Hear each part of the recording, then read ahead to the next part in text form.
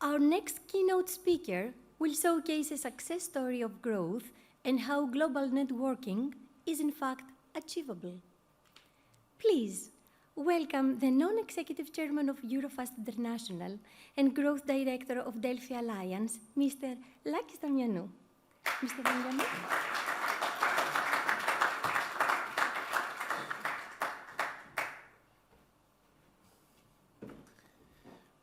Good morning.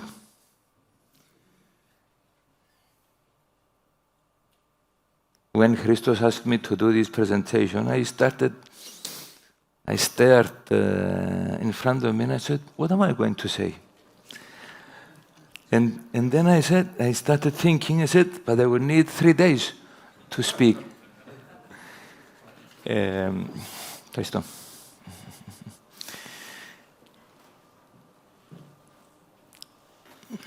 I am not sure if you know Eurofast, or how many of you know Eurofast, and how many actually know that it is actually a Cypriot company.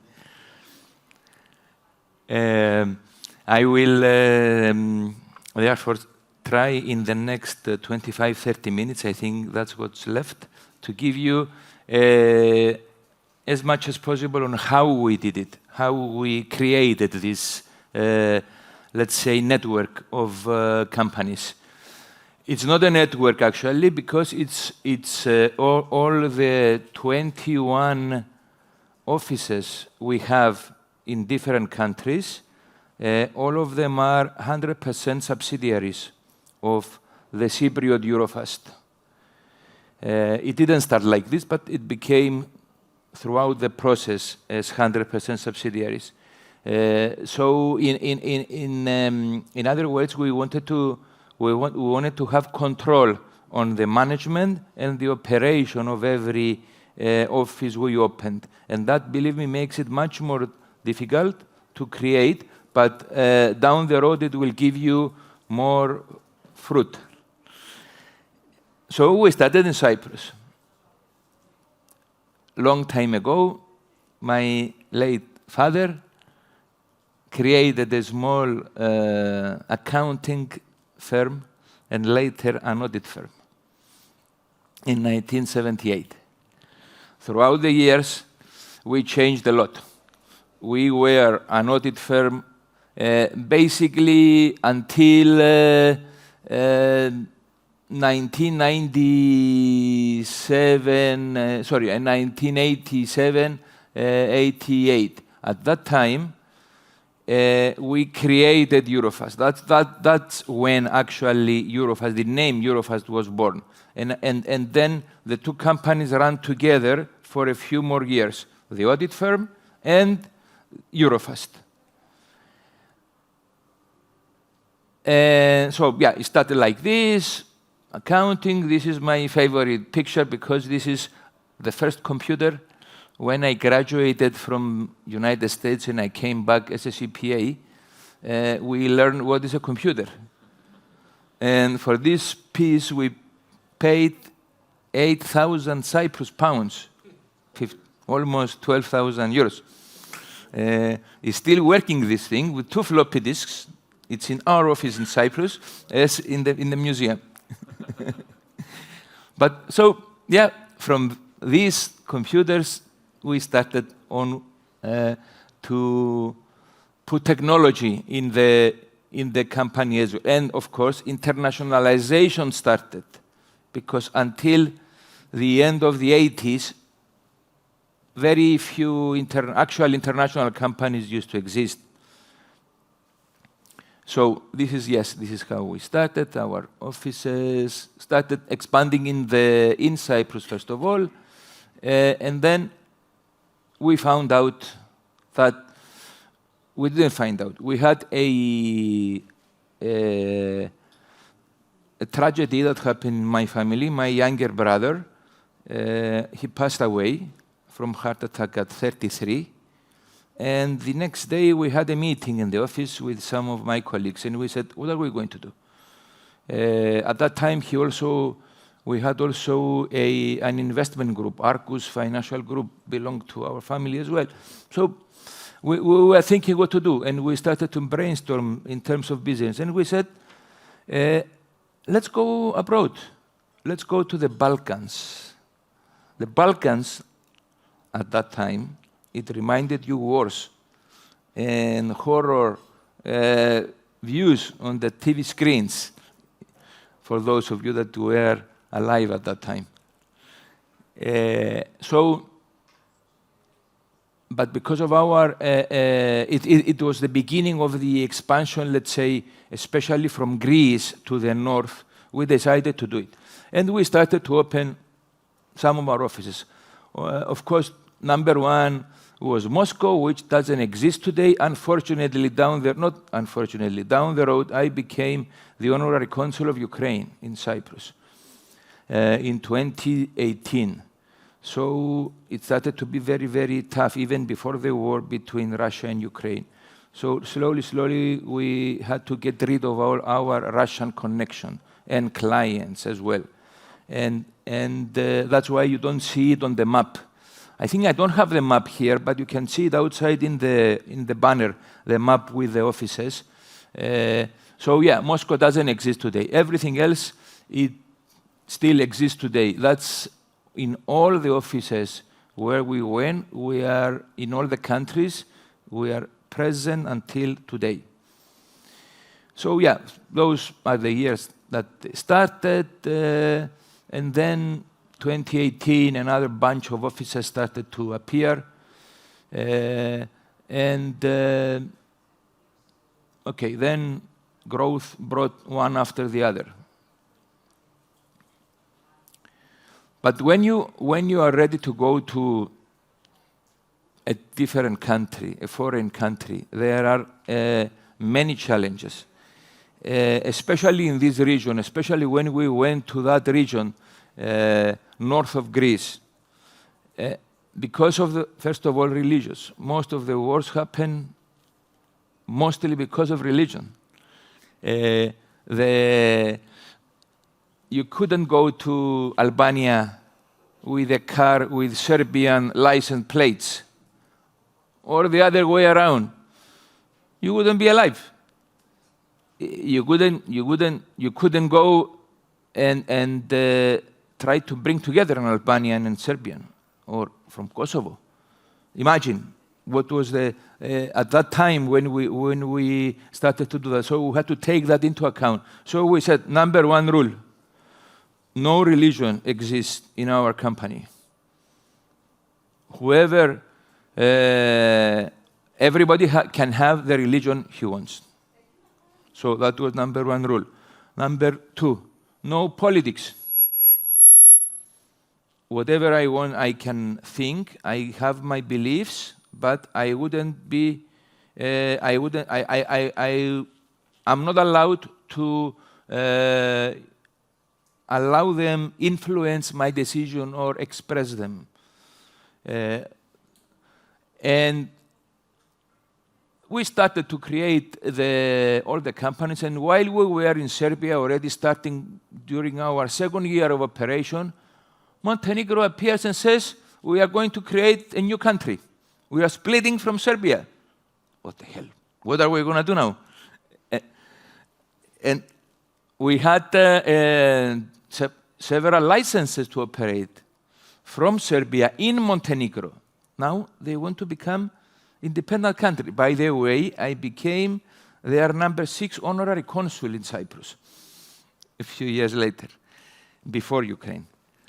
And so we had to change everything in our structure. We had to go to Montenegro to set up again our companies, get new licenses. They didn't even know at that time how to...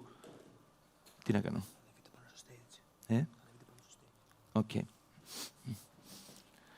They didn't even know how to handle some things. I remember we had client Nielsen from New York, and Nielsen asked us for a tax residence certificate, I think.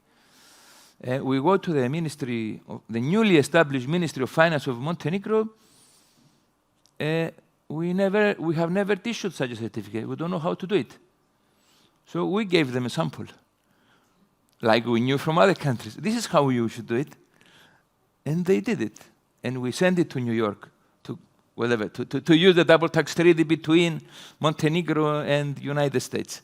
These are some of the challenges that you face when you go in these countries. And I think what is my purpose here, first of all, is I would like to trigger your minds to new ideas, to new horizons. This is how I see what I'm doing here.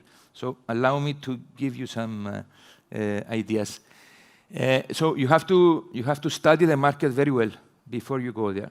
You need to go, take the aeroplane, visit the country, spend several days, a few trips to understand, have some meetings in the country to understand how it works, how it operates.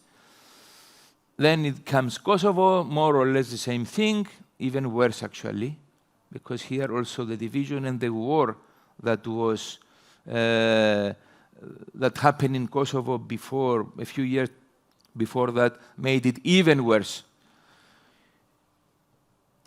And also the change of name of ex-Skopje to Fyrom, North Macedonia, when you refer to them, even until today, these are things that irritate some people. So we need to stay away from all these politics, etc. Apart from that, it was a very interesting region, because although, despite all these differences, the people are the same, you know. And you would go and have fun with an Albanian the same way you would go in Bulgaria or in Serbia. And we found that very fascinating sometimes.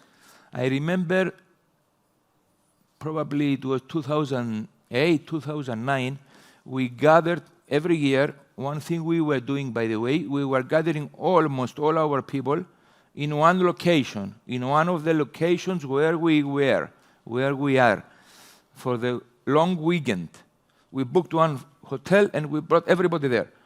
And one of these events was in Belgrade, and we went to a restaurant in the night by the Danube River, sitting there full of mosquitoes from the river, and I saw on the table in the corner two people. I said, I look again, I said, George Dalaras. And I look in front of him, Goran Bregovic. Goran Bregovic is a famous musician, composer in the Balkans. And I wouldn't believe it. And I went to them and I talked to them, and all night we were singing. They were telling us stories, because they were both doing also some shows, some concerts as well. They are very good friends as well. This is something that you will find in the Balkans anyway, in this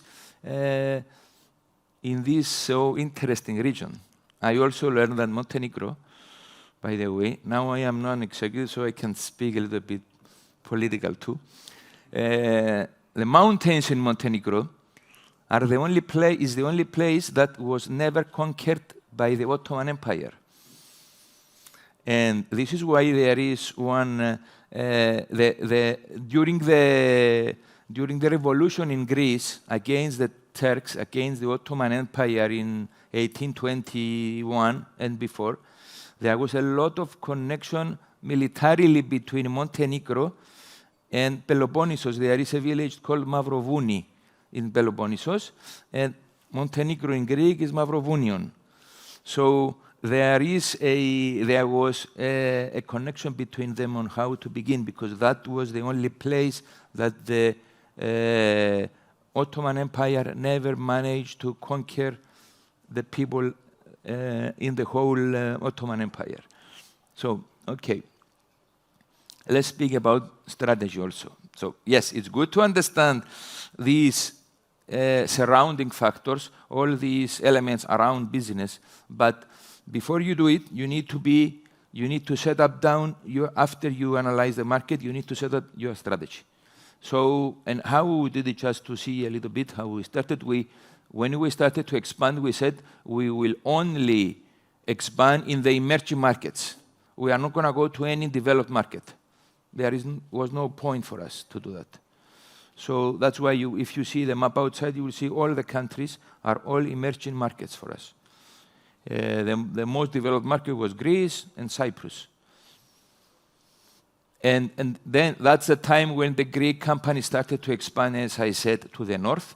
The banks, first of all, the Cosmote started to go to acquire telecoms, etc., and then many manufacturing companies. We were lucky at that time because we were working with one audit firm here in Greece that actually I came and I recruited them to become member of an association like Delphi many years ago. Protipos Elektriki Εταιρεία, it was at that time before, it was the biggest audit firm in Greece. That was before Big Four started to appear here.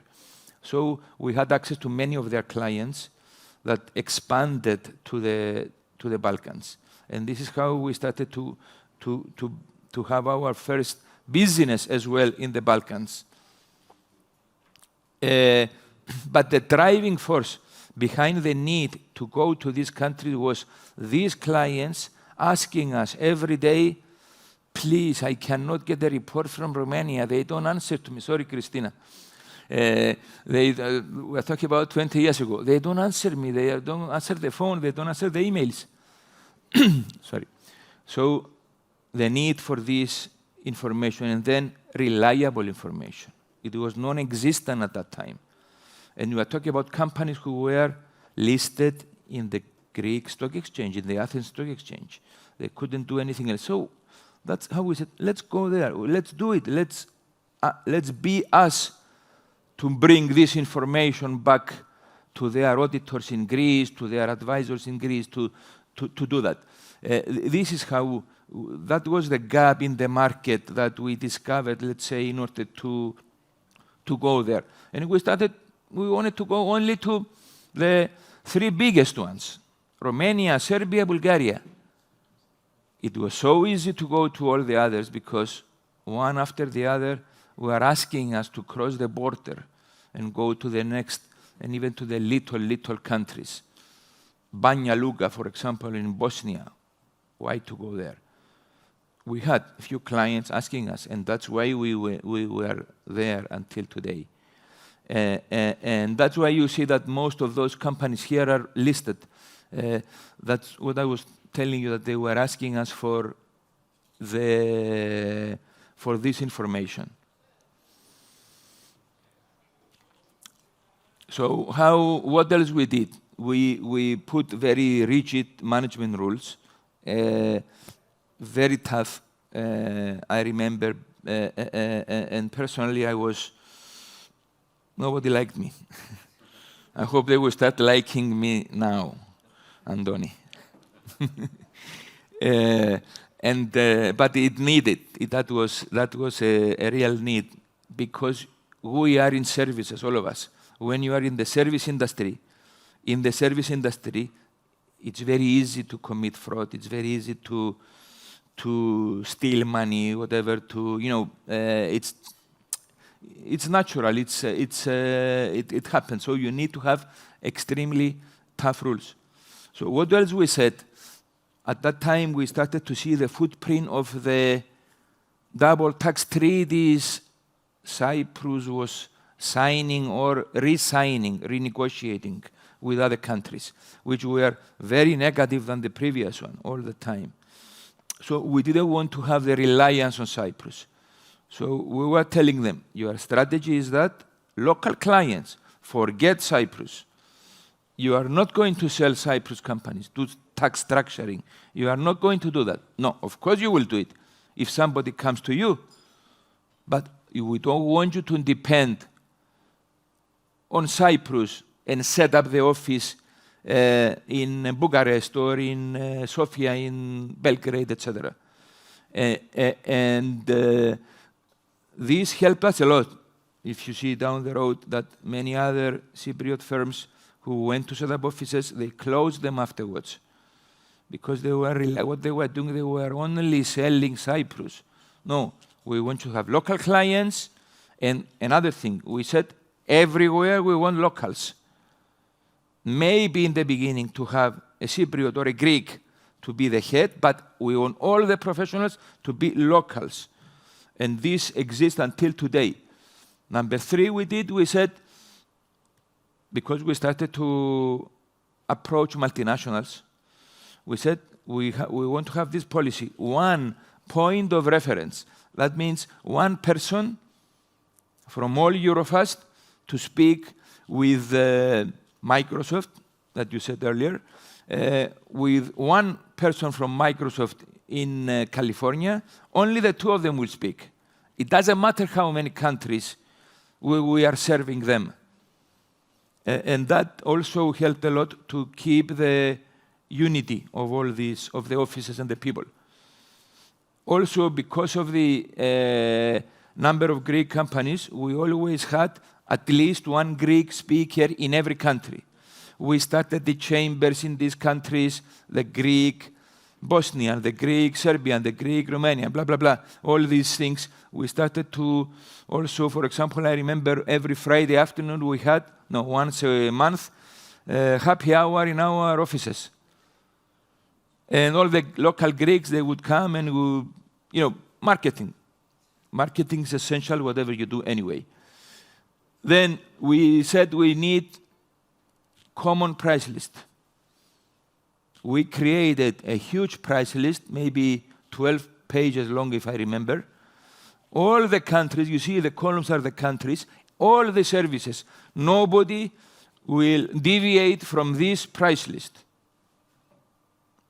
You are not allowed to make a discount or whatever, to charge higher. That was important. Like I told you before, you need to have very strict rules when you start to do it. Then we started to create our database in every country. Because the marketing, when you are new and you go new to a new country, number 1 you need to do is marketing and promotion. And today, for example, we have more than 40,000 contacts in our CRM. And that you started to see the beauty of it. For example, one regional company, Alumil, for example. We had Alumil in Skopje. And then in one meeting, somebody from Serbia says, but we also have Alumil in Serbia. Oh, really? Okay, let's speak between us. From Eurofast people. That was why this was so important to see. And then we started to find our targets. We found the companies that we wanted to target and see which countries they are. Let's approach them in all the countries to do your business development. So CRM is extremely important. Okay, all the communication platform, blah, blah, blah. This is Teams. We had Teams in Eurofast since 2019. Immediately when it appeared, we installed Teams. Okay, conflicts has to do with us only. We disposed all our audit practices some years ago. We couldn't live anymore with the audit conflicts. You couldn't be an auditor and do the payroll or do whatever, another service to the same client.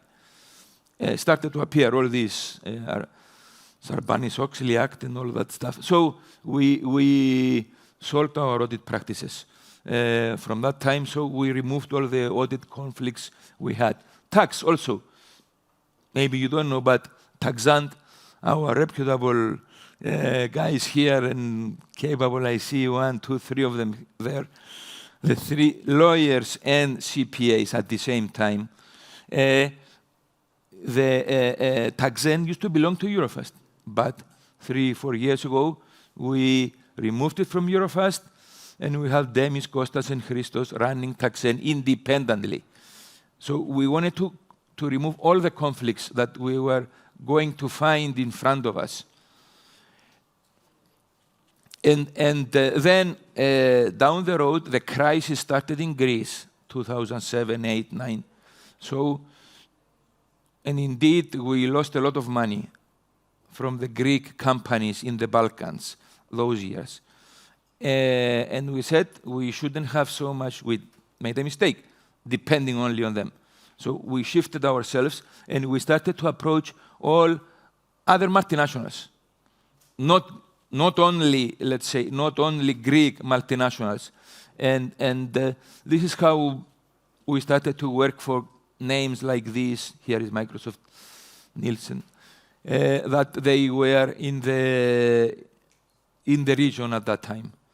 And believe me, the services that you can offer to these companies are much more than audit and tax or whatever. I mean, there are so many services today, compliance, for example, some new things that are coming up, etc.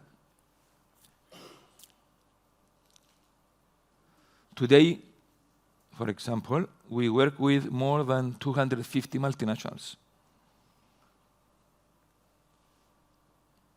Only in the Greek office, I think we have more than 190, something like that.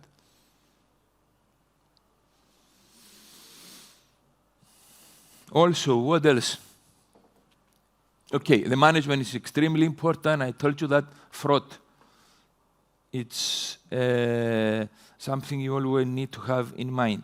When you create a big network of companies, you cannot be signatory in the bank accounts. We have maybe 200 bank accounts. It's impossible to do that. So you need to have solid and very sophisticated system. Although we had a 4-team internal audit doing spontaneous visits everywhere.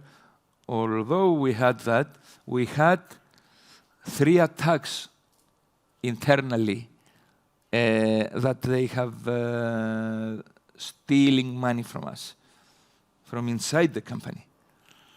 Sometimes it's natural. When you have a small office, Montenegro, for example, is one of them, that the head didn't bother to send the reports on time. I remember that. It was 10 years ago, more than 10 years.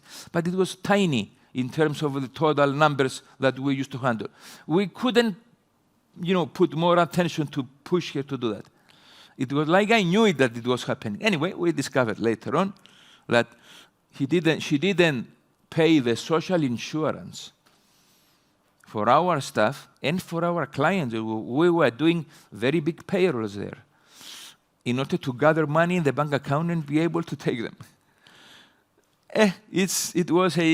But this, especially in the services sector, you need to remember that always when you want to go abroad. For sure, you need to trust, but definitely you need to always have an eye in the back, always. For us, the hubs were Athens and Sofia. Why Sofia? Because Sofia, for example, we found out that when we buy our cars for our people who used to travel in the Balkans, you receive a refund of the VAT. No, in no other country you could do that on a saloon car. So we bought our cars in Sofia. And that's why Sofia became a big hub today. Pantelis was not born at that time. But until today, he can see some evidence of the prehistoric organization we did there. And also training, extremely important, the training. You need, when you have one person sitting, let's say, in Tirana, and you have another person in Athens, they should know what they are talking about. They should say the same things, especially to the same client. Maybe it's Microsoft, like I told you earlier. He cannot say different things. So you need to train them to be at the, whatever, let's say, as much as possible close to each other. The level they do, the way they speak to them, what we do, what we cannot do. Because nowadays it's difficult, it's dangerous even to say something.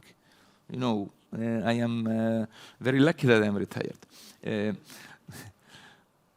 So we invested a lot on trainings. This is why we did Teams from 2019, and we had a lot of internal online webinars for our people. And of course, we went to many places to organize events on our own. Marketing is indispensable. You cannot live without marketing. Maybe we have organized, I don't know, 100 different conferences in these countries. I would like to show you this picture. This man, whom we lost, he passed away in 2018, Panos Dialinas from Lakis of Greece. He was actually my right hand for more than 10 years, 12 plus. He was driving around in the Balkans all the time, starting from Lakis. You know, Lakis is the northern border of Greece with Skopje, I think, or Bulgaria. No, Skopje, I think, yeah. So he was starting like that, starting on Monday and returning on Friday. At the same time, he was controlling the other people who used to be traveling. Until he was the signatory in the bank accounts, no fraud happened. So Panos was a real character and friend. Just to give you an idea, we used to do, collectively, we used to do 150 flights every year.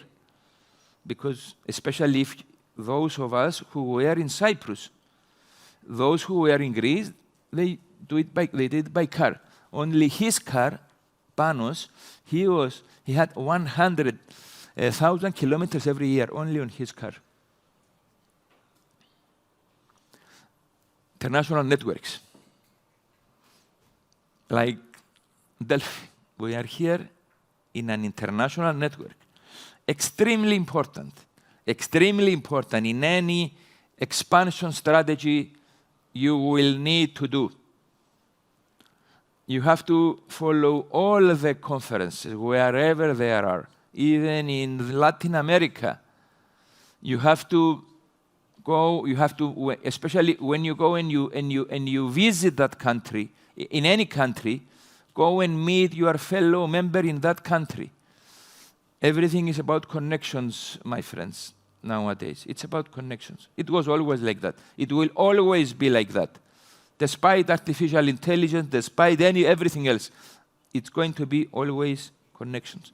So the importance of networks is indispensable. It's extremely important. Socialize and try to bring into partnerships with them. Of course, we changed a lot of brandings and logos over the years. IT, for example. I like, again, my favorite computer on the left and some other later on. And now we are using things, Azure, private clouds and stuff like that. That was €2 million investment. I mean, over the years, until we reach that level. So it's going to change. But still, I am telling you again that it's going to be personal relations, everything in the world. The service line, be prepared to change them. When you start and you say, I will go in, I will do accounting. I will go to the Balkans and I will do audit. Yes, well, very nice, let's go. And down the road you discover, no, why? I don't need to do that. I should go and do transfer pricing. Okay, nobody knew about transfer pricing at that time, Christo. There was no transfer pricing. So down the road, you have to be ready to change. Or global mobility, global tax mobility. By the way, global tax mobility is going to be very hot in the next 2-3 years. If you have the chance to enter global tax mobility, do it. There is a lot of activity. So yeah, global tax mobility, market entry services. We discovered that it was so useful and so much in need to take the client by the hand and walk with him in the new country and do everything for the client. Find for him the offices, register the company, I don't know, recruiting, everything. EOR is something very specialized, I'm not sure if you know it, it's employer of record, which is something that Eurofast is doing. You register the first employees, for example, Microsoft, when it went to these countries, the first employees of Microsoft were registered on our name. And only, I think until today, some of them, but anyway, you put the employees on your name, and then you issue them an invoice every month, and they pay you the service fee. that's becoming very, very hot as well. Okay, and now we arrive here. I am already retired, and we have a new CEO. Antonis is here. He can even tell you much more during the breaks because he is with us for many, many years, and he remembers some of the stories. Our three ladies who are running Eurofast today. Just some things in number, how we started. Okay, you already probably know these things now. Thank you.